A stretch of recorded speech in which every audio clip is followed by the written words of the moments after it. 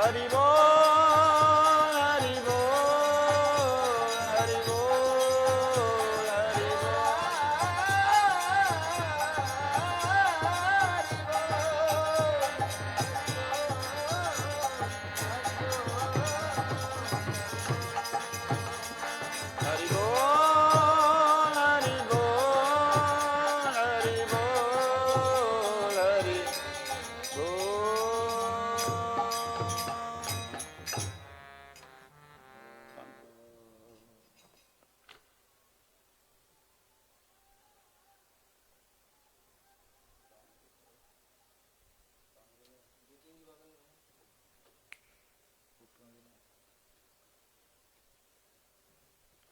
गुरु गौरंग राधा गोकुलानंद देव की जय।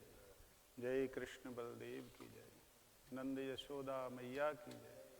जय परम आराध्यतम पतित पावन परम करुणामय विष्णुपाद 108 श्री श्रीमद भक्ति वल्लभ तीर्थ गोस्वामी श्री गुरुदेव महाराज की जय। नित्य लीला विष्णु विष्णुपाद 108 भक्ति दैत माधव गोस्वामी महाराज की जय। जय नित्य लीला विष्णु विष्णुपाद भक्ति सिद्धांत सरस्वती गोस्वामी ठाकुर प्रभुपाद की जय। जय रूपानु गुरुवर्ग वृंद की जय। परम पूजनीय गुरुवर्ग वृंद की जय। वैष्णव वृंद की जय। समागत भक्त वृंद की जय। गौर प्रेमानंद हरि।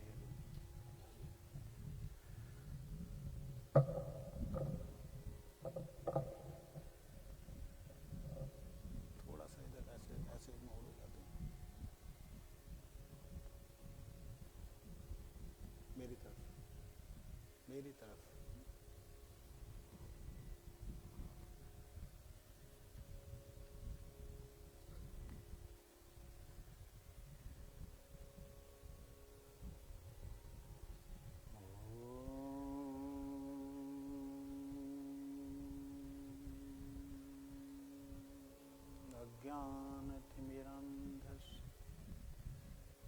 ज्ञानाञ्जनशलाकया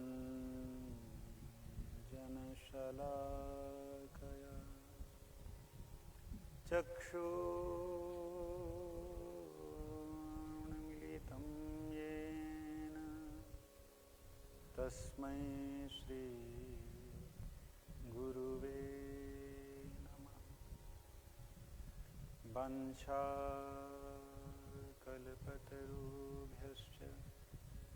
कृपा सिन्धुभ्यैव च पतितानां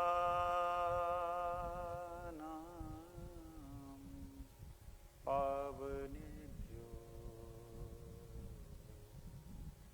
वैष्णवेभ्यो नमो नमः। नमो महावदन्याय कृष्ण प्रेम प्रदायते कृष्णाय कृष्ण चैतन्य नामिने गौरत्षे नमः। तप्त कांचन गौरंगी राधे वृंदावनेश्वरी वृषभानु सुते देवी प्रणमामि हरिप्रिये। हे कृष्ण करुणा सिंधु दीनबंधु जगतपते गोपेश गोपिका कांत राधा कांत नमोस्तुते।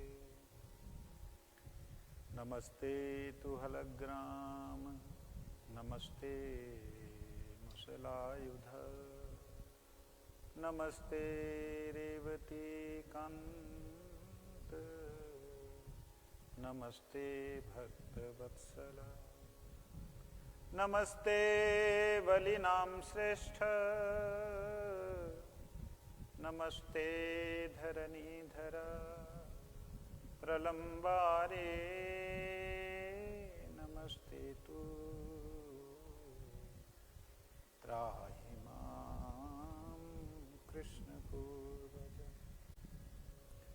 वृन्दायै तुलसीदेव्यै प्रियायै केशवस्य च कृष्णभक्तिप्रदे देवी सत्यवत्यै नमो नमः। श्रीकृष्ण चैतन्य प्रभु नित्यानंद श्री अद्वैत गदाधर श्रीवासादि गौर भक्तवृंद। हरे कृष्ण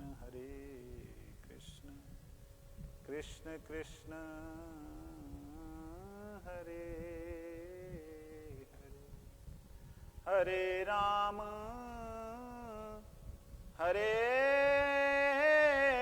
राम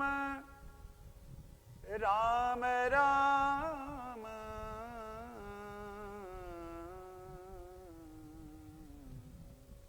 हरे हरे।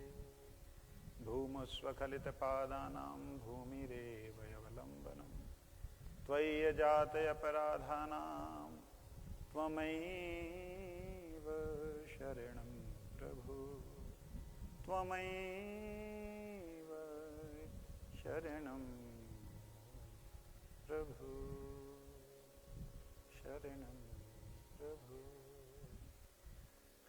सबसे पहले मैं परम आराध्यतम पतित पावन परम करुणामय श्री राधा गोविंद जी की सेवा में नित्य विराजमान गुरुदेव ओम विष्णुपाद 108 श्री श्रीमद् भक्ति वल्लभ तीर्थ गोस्वामी जी महाराज के अभय चरण अरविंद में साष्टांग दंडवत प्रणाम करते हुए उनकी अहेतु की कृपा की प्रार्थना करता हूँ।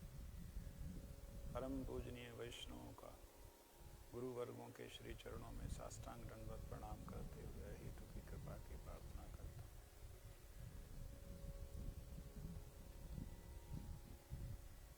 जय वेद व्यास जी महाराज की जय। आप लोग थोड़ा सा ऐसे आ जाएं, सामने आ जाएं।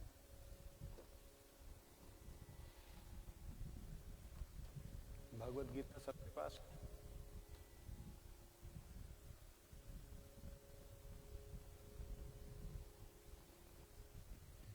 पुजारी को जरूरत नहीं। हम लोग भगवान की कृपा से गुरुदेव की कृपा से हमने चिंतन किया है कि गौड़ीय संप्रदाय में अक्सर यही बोला जाता है श्रीमद् भागवतम पुराणम प्रमाणम अमलम तत्रादरणा परा। श्रीमद् भागवत को ही परम प्रमाण माना गया और यहाँ तक कि वेदांत का भी सूत्रों का जो व्याख्या थी वो नहीं की गई। परंतु बलदेव विद्याभूषण प्रभु जी के समय में जब बहुत ज़्यादा इस बात की चर्चा हुई कि गौड़ियों का कोई आधार ही नहीं है, क्योंकि जिसका आधार है, जिस संप्रदाय का आधार है, वो अपनी संप्रदाय अपना वेदांत भाष्य जरूर लिखेगी। मगर देखा गया कि जब ऐसा बोला कि कोई आधार नहीं है, तो उस वक्त बलदेव विद्याभूषण चिंतन किया कि क्या किया जाए। विश्वनाथ चक्रवर्ती ठाकुर जी ने उन्हें आदेश दिया, क्योंकि गुरुदेव हैं, कि मैं अब अतिवृद्ध हो गया हूँ, मैं नहीं जा सकता, तुम जाओ। तो बलदेव विद्याभूषण प्रभु भी उस वक्त वृद्ध अवस्था में ही थे, परंतु उन्होंने देखा कि अब कुछ ना कुछ तो ऐसा करना ही पड़ेगा। तो गोविंद जी के चरणों में गए, प्रणाम किया। गोविंद जी की माला उनके मस्तक पे गिरी और जब माला मस्तक पर गिरी तो उन्हें लगा कि हाँ अब वेदांत का जो है स्मरण होगा, वेदांत प्रकट होगा। तब गलता पहाड़ी में जिस वेदांत के परिभाष्य को लिखने के लिए बड़े बड़े तत्ववेता महीनों महीनों सालों सालों चिंतन करते हुए लिखते थे, मात्र उन्होंने 7 दिनों के अंदर पूरे वेदांत का भाष्य लिख डाला। आधार शंकर भाष्य ही था, परंतु और जितने भी हैं मध्वाचार्य, रामानुज, विष्णु स्वामी, निम्बादित्य, इन सबके सार तत्व को लेकर के गौड़ीय वेदांत जो है गोविंद भाष्य के रूप में प्रकट हुआ। आज भी मुझे कुछ दिनों से ऐसा लग रहा था कि लोग हमारे विषय में ऐसा सोचते हैं, गौड़ीय मठ वाले तो बस मृदंग बजा ली, हरे कृष्णा कर लिया, इनको कुछ ज्ञान के अधिकारी नहीं है। भक्ति ठीक है, भक्ति तो जो नए नवीन लोग हैं उन लोगों के लिए होता है, ज्ञान सबसे ऊपर है। ऐसा विचार करके अक्सर हम लोगों को, यूं कहें भक्ति मार्गियों को हे दृष्टि से देखते रहे ज्ञानी लोग। और मेरे सामने में ये बात आई तो मैंने गुरुदेव की कृपा से उपनिषदों का, गीता प्रेस गोरखपुर से प्रकट हुई है उपनिषद अंक लेकर के मैंने इसको जब पढ़ा तो मुझे लगा वो जो कहते हैं अगर सिर्फ एक पक्ष से पढ़ा जाए तो वो सही कहते हैं, लेकिन वेदों का शिरोभाग जो उपनिषद है, उपनिषद क्या है? वेदों के शिरोभाग, अर्थात वेद जो हैं उनका संपूर्ण अंग जो है, उसमें सिर जो है, वो मस्तक जो है, वो उपनिषद है। अगर उपनिषद को नहीं जाना तो आपने कुछ भी नहीं जाना। खुद को अगर जानना है तो उपनिषद ही एकमात्र उसका सहारा है, उपनिषद ही उसका एकमात्र आधार है। कहते हैं आत्म तत्ववेता जो जीव हैं, जो व्यक्ति हैं, जो महापुरुष हैं, वो लोग जो चलते हैं उनका चलने का जो तरीका है वो उपनिषद है। इसलिए मेरे मन में भी आया कि गीतोपनिषद के बारे में हम गीता जी को, गौड़ीय संप्रदाय गीता जी को बहुत महत्व देता है। गीता उपनिषद को छोड़ करके हम और उपनिषदों की व्याख्या या चर्चा में क्यों जाएं? मन में आया कि कृष्ण ने सभी गायों के दूध को, माना उन्होंने बोला है सर्व उपनिषदों गावो दुग्धा गोपाल नंदना, अगर सारी उपनिषदों को गाय समझें तो गाय का दूध दोहने वाला कौन हुआ? कृष्ण, गोपाल नंदन। और जो पार्थ हैं सुधीर भोक्ता, पार्थो वत्स सुधीर भोक्ता, दुग्धम गीतामृतम महत। जो पार्थ हैं वो सुधीर भोक्ता हैं, जिन्होंने इस दुग्ध अमृत को प्राप्त, कृष्ण ने दोहन किया और इन्होंने प्राप्त किया। इस प्रकार से मन में आया कि वो गाय क्या हैं? गाय मतलब उपनिषदें, जिन उपनिषदों से लेकर के कृष्ण ने दूध निकाला वो गीता है, वो सार है। लेकिन वो उपनिषदें क्या हैं जिन उपनिषदों को पढ़ करके तथाकथित ज्ञानाभिमानी लोग, तथाकथित ज्ञानी लोग ये सोचते हैं कि भक्ति मार्गी तुच्छ है। इसलिए मेरे मन में आया कि हम लोग उपनिषदों को श्रवण करें, पढ़ें। उपनिषदों के साथ साथ जो उपनिषदों की, मैं तो कहूँगा मातृ है, माँ है, भगवद गीता। क्यों? क्योंकि भगवान ने कहा इमं विवस्वते योगम प्रोक्तवान अहम अव्ययम, मैंने ये पहले सूर्य को दिया था, तो सूर्य के बाद ही तो सारी सृष्टि हुई। तो सारी सृष्टि के ऋषि मुनियों ने जो कुछ भी जाना वो सूर्य के बाद ही तो जाना। तो इसलिए सूर्य को जब भगवान ने ज्ञान दिया तो भगवान का ज्ञान, ये गीता का ज्ञान आदि ज्ञान है, तो आदि उपनिषद है। मतलब दूध होने पर भी ये गायों का भी मूल कारण है। तो हम लोगों के परम जो ध्येय हैं कृष्ण प्रेम, कृष्ण भक्ति, उसका आधार भगवद गीता। गुरुजी कहते हैं Bhagavad Gita is foundation of pure devotion. Bhagavad Gita एक फाउंडेशन है शुद्ध भक्ति की, क्योंकि बिना शरणागति के शुद्ध भक्ति नहीं मिल सकती। तो इसलिए हम लोग जब ये उपनिषद को पढ़ेंगे, इसके साथ साथ भगवद गीता के 18 अध्यायों को भी साथ साथ कंप्लीट करेंगे। उदाहरण के लिए पहले दिन प्रथम अध्याय का 15 मिनट तक हम पाठ करेंगे। आज समय विशेष हो गया है, 7 बजे हम समापन किया करेंगे। 6 से 7, 5:30 बजे कीर्तन शुरू करेंगे, उसके बाद में 6 से 7 बजे तक केवल कथा। तो आज समय अधिक हो गया, तो हम लोग भगवद गीता को 15 मिनट तक प्रथम अध्याय का पाठ करेंगे। उसके बाद में उपनिषद में से ईशोपनिषद सबसे पहले उसका हम पाठ करेंगे।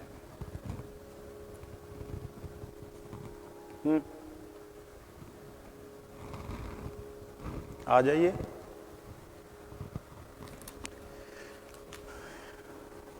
मेरे को भी ये वाला ग्रंथ मुझे भी दे दें। है और है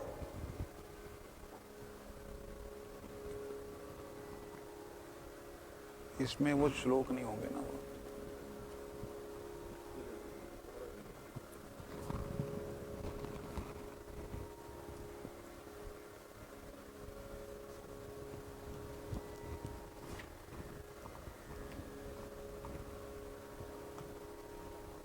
भगवद गीता जो है वो साक्षात भगवान की वाणी है। जैसे गुरुवाणी का आदर गुरुद्वारों में किया लोगों ने और उन्हें भगवान से अलग नहीं समझा, वैसे हमें भी भगवान की वाणी को भगवान से अलग नहीं समझना चाहिए। इसका संपूर्ण आदर करना चाहिए।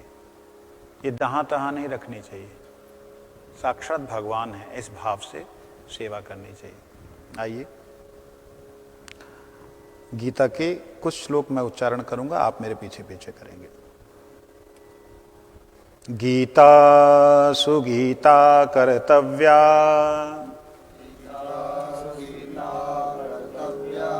किमन्य शास्त्र विस्तरे यस्वयं पद्भनावस्य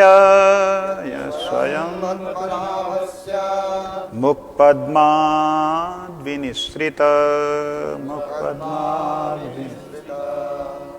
सर्वोपनिषदो गावो दुग्धा गोपालनंदना पार्थो वत्सः सुधीर भोक्ता दुग्धं गीतामृतं महा दुग्धं गीतामृतं एकं शास्त्रं देवकी पुत्र गीतम्। बोलिए, एको देवो देवकी पुत्र एव एको मंतरस्तस्य नामानि यानि एको मंतरस्तस्य नामानि यानि कर्मप्य एकं तस्य देवस्य सेवा कर्मप्य एकं तस्य देवस्य सेवा। पेज नंबर 19, प्रथम अध्याय। श्री परमात्मने नमः। श्रीमद् भगवद गीता एक साथ हम लोग इसका पाठ करेंगे।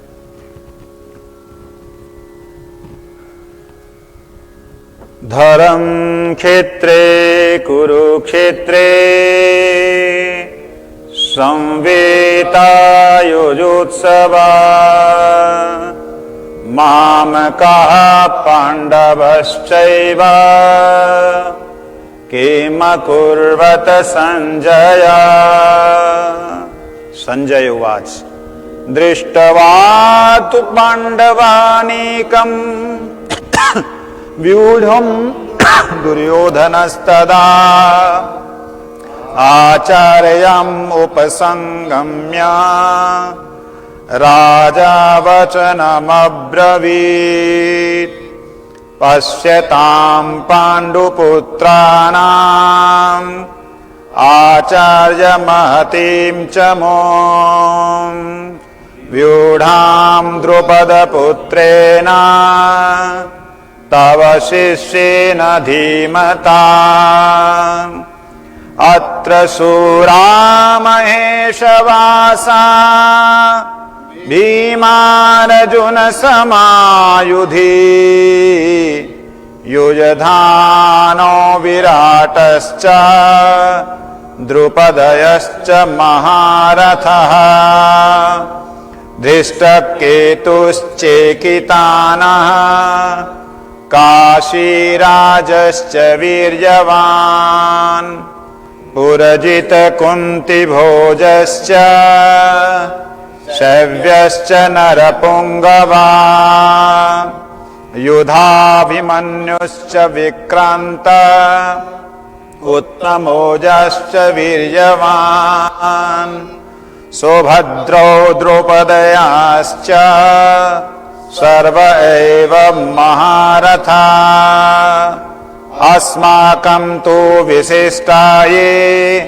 तान्निबोधद्वयोत्तमा नायका मम सैन्यस्य संज्ञार्थं तान् ब्रवीमि ते भवान् भीष्मश्च कर्णश्च कृपश्च समितिञ्जया अश्वत्थामा विकर्णश्च सोमदत्तिस्तथैव च अन्ये च बहवः शूरा मदर्थे त्यक्तजीविताः नानाशस्त्रप्रहरणा सर्वे युद्धविशारदा अपर्याप्तं तदस्माकं बलं भीष्मयभिरक्षितम् पर्याप्तं तवीदिमे तेषां बलं भीमाभिरक्षितम् अयनेषु च सर्वेषु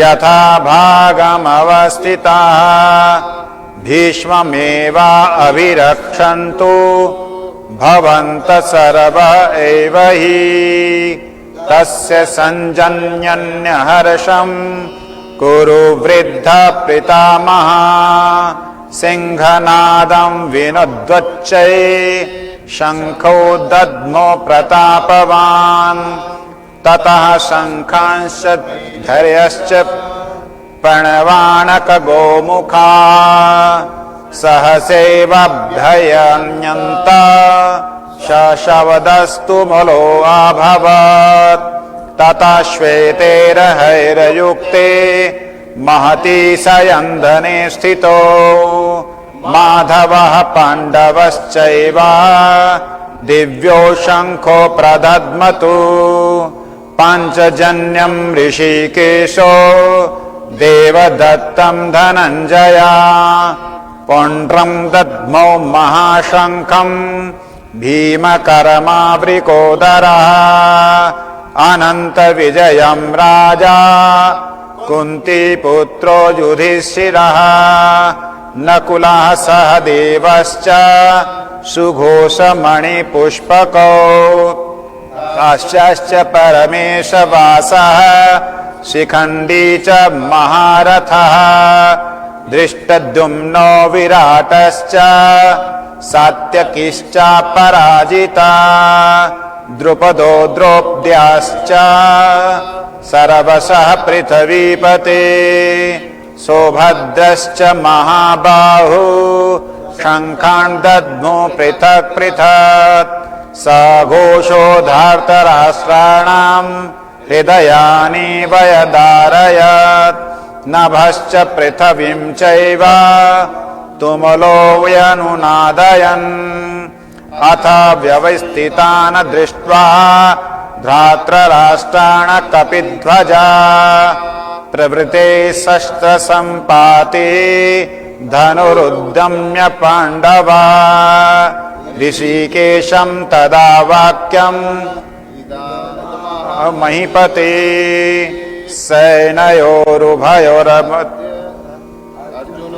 अर्जुनवाच सैनयोरुभयोर्मध्ये रथं स्थाप्य मे अच्युता।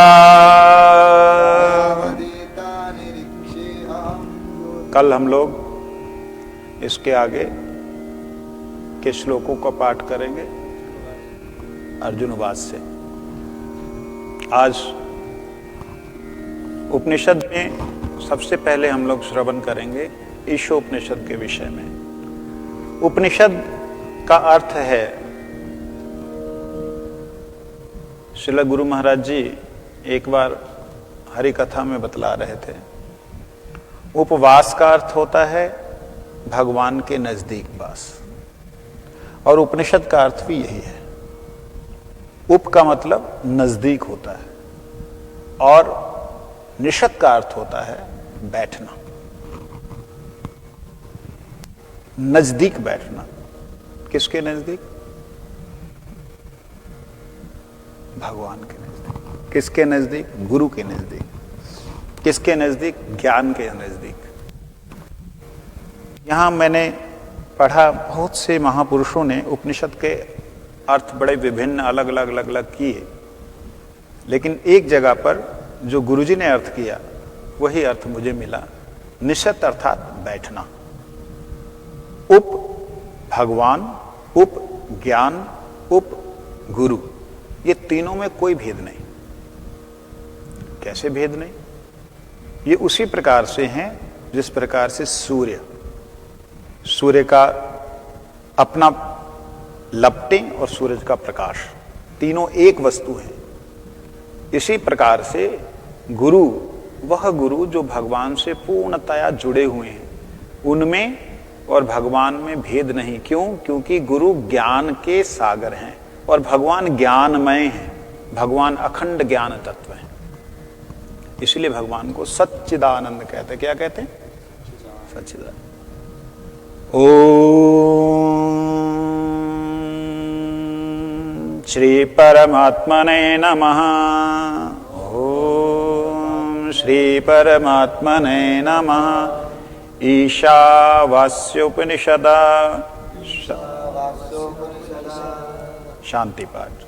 ओम पूर्णमदा पूर्णमिदं पूर्णात् पूर्णमुदच्यते पूर्णस्य पूर्णमादाय पूर्णमेवावशिष्यते। ओम शांति शांति शांति। सच्चिदानंद घन। ओम का अर्थ है अ-उ-म, अ सत, उ चिद, म आनंद। अ ब्रह्मा, उ विष्णु, म शिव।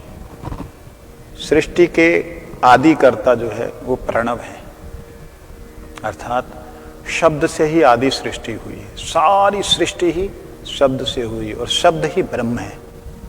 इस बात को यहां कहते हैं। ओम का अर्थात है सच्चिदानंद घन। ओम का सीधा सीधा अर्थ सच्चिद आनंद, अर्थात बलदेव, कृष्ण, राधा रानी। ये वैष्णवों का चिंतन है। अ-उ-म कहते हैं वो जो पूर्ण है वह परब्रह्म है, और वह पूर्ण ही है। उससे अगर हम पूर्ण में से पूर्ण को निकाल दें, पूर्ण में से पूर्ण को अगर निकाल दें तो क्या बचता है? पूर्ण ही अवशेष रहता है। ऐसा कैसे हो सकता है? कहते जब पूर्ण है, पूर्ण से बाहर कुछ है ही नहीं। जब कुछ है ही नहीं तो निकलेगा कहां? तो निकाल दे फिर क्यों बोला? प्रश्न आता है ना भाई। कहते पूर्णमदः, अदः अर्थात परब्रह्म, पूर्णम इदम, ये जगत, पूर्णमिदम, ये जो जगत है ये भी पूर्ण है। क्यों? पूर्णात्, उस परब्रह्म से, पूर्णम, उस परब्रह्म से जो पूर्ण प्रकट हुआ है उसको भी पूर्ण ही कहा जाता है। अब ये ब्रह्म, ये जगत क्या पूर्ण? जगत तो पूर्ण दिखता नहीं। कहते लेकिन पूर्ण ही है। क्यों पूर्ण है? पूर्ण में है। पूर्ण का मतलब क्या हुआ? अभी बोला, ध्यान से सुनना होगा, ये तत्व कथा है। पूर्ण का मतलब जिससे बाहर कुछ है ही नहीं। जब हम पूर्ण कह रहे हैं तो वो जिसके बाहर कुछ कल्पना हो ही नहीं सकती। जितने भी आकाश है, महाकाश है, पराकाश है, ये सारे का सारा जिसमें है, जिससे है, उसे कहते हैं पूर्ण।